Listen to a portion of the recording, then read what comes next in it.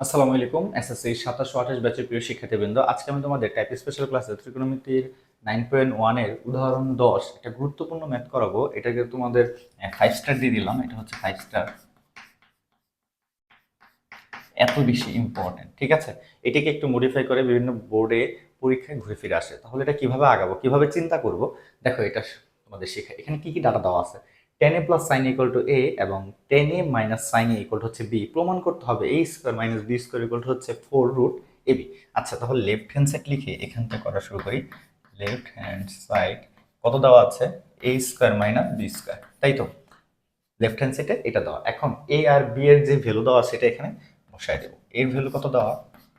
10a plus sign এ, B এর value আছে 10a minus sine.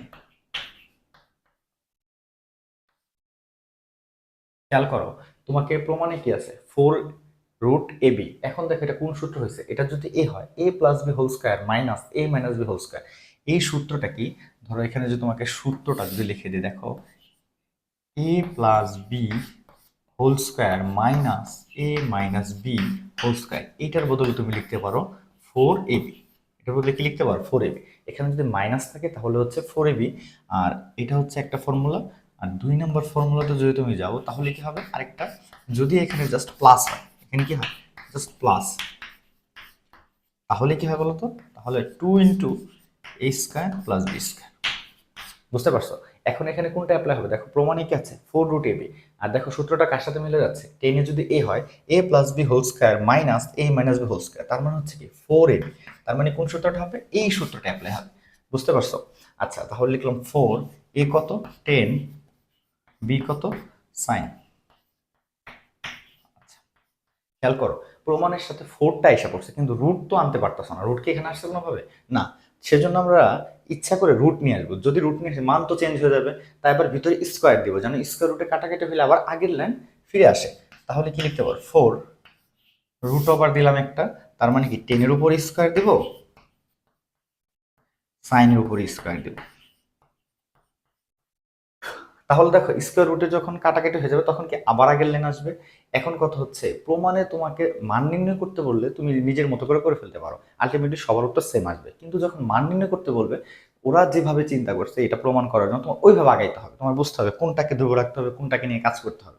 এগুলো তোমাদের আস্তে আস্তে হয়ে যাবে, তোমরা বুঝতে পারবে ইনশাল্লাহ। একটু প্র্যাকটিস করতে হবে, ঠিক আছে? এটা নিয়ে ভয় পাওয়ার কিছু নেই। তাহলে দেখো তুমি লিখতে পারো টেন স্কোয়ার সমান কি লিখতে পারো? Sine square by cos square. এতে তোমার কি লাভ হবে? তুমি যখন লিখবে sine square by cos square, তাহলে সাইন সাইন গুলো সাইন টু দি পাওয়ার 4 হয়ে যাবে। তুমি তো প্রমাণের দিকে আগাইতে পারতেছো না। আলটিমেটলি আছে কি রুট ওভার এ বি, এতে আছে কি 10 সাইন। তাহলে তুমি এখানে পাওয়ার 4 নিয়ে আসলে কোনো লাভ নেই। তার মানে 10কে নিয়ে কাজ করলে তোমার কোনো সুবিধা নেই। তুমি যদি সাইন স্কোয়ারকে নিয়ে চিন্তা করো, সাইন স্কোয়ারকে লিখতে পারো 1/cosec স্কোয়ার। আচ্ছা, cosec স্কোয়ার লিখলে কি তোমার কোনো লাভ আছে? দেখো তো, cosec স্কোয়ার 10 স্কোয়ার ভাঙে নিতে sine square by cos square, ultimately এখানে আরো গোজামিল টোজামিল হয়ে যাচ্ছে। কিন্তু তোমার বেসিক ঠিক আছে, কিন্তু প্রমাণের সাথে কোনো কিছু মিলতেছে না। তোমার তো এ আর বি আনতে হবে। তাই তোমার এই সাইন স্কোয়ার বদলে যদি তুমি লেখো 1 - cos স্কোয়ার, দেন টেন স্কোয়ার দিয়ে পুরোটাকে গুণ করো, কাটাকাটি করলে এইরকম একটা রূপ আইসা পড়বে। বুঝতে পারছো? এটা তুমি প্র্যাকটিস করতে করতে বুঝতে পারো তোমার কি নিয়ে কাজ করা লাগবে। ঠিক আছে, এটা নিয়ে ভয় পাওয়ার কিছু নাই। তাহলে লিখলাম 4 রুট ওভার, এখানে যা আছে টেন স্কোয়ার লিখে দিলাম, আর সাইন স্কোয়ারের বদলে লিখলাম 1 - cos স্কোয়ার। তাহলে বলতে পারো ভাই আপনি কিভাবে বুঝলেন যে কজ স্কোয়ার আনলে এটা যে মিলে যাবে?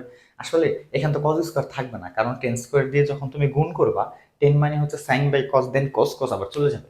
বুঝতে পারছো? অর্থাৎ যদি এখানে কসটা থেকে যেত তাহলে আমার উদ্দেশ্য লাভ হইতো না। দেখো সাইন আছে, এখানে তো কস দিয়ে কোনো কাজ ছিল না। বাট যখন গুণ করবা আলটিমেটলি কিন্তু সাইন আসবে। বুঝতে পারছো? তার মানে আমি প্রমাণের দিকে আগাচ্ছি। আচ্ছা, তাহলে 4 রুট ওভার, দেখো 10 স্কোয়ার × 1 10 স্কোয়ার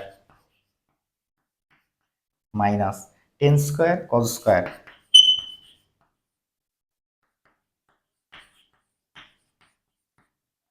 ঠিক আছে? আচ্ছা, এখন তুমি কি করতে পারো? 4 রুট, দেখো 10 স্কোয়ার মাইনাস 10 স্কোয়ার কি লিখতে পারো? Sine square by cos square. Then cos square কাটা, তাহলে থাকবে কি সাইন স্কোয়ার। তাহলে এখানে লিখে দিই 10 স্কোয়ার মাইনাস সাইন স্কোয়ার,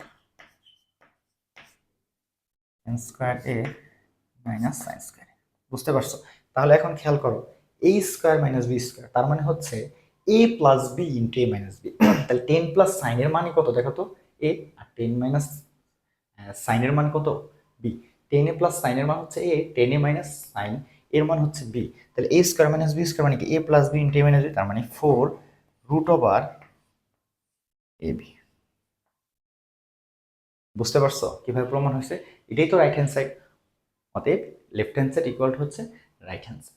এই কোশ্চেনটাকেই একটু মডিফাই করে ঘুরে ফিরে তোমাকে দিয়ে দিবে। এখানে আমি আর লাইনটা দেখাইলাম না, ডিরেক্ট লিখে দিচ্ছি। ঠিক আছে, আশা করি তোমরা বুঝতে পারছো। এটাকে মডিফাই করে বিভিন্নভাবে বোর্ডে পরীক্ষা আসে। ঠিক আছে, দেখা হবে নেক্সট কোনো ভিডিওতে। আসসালাম।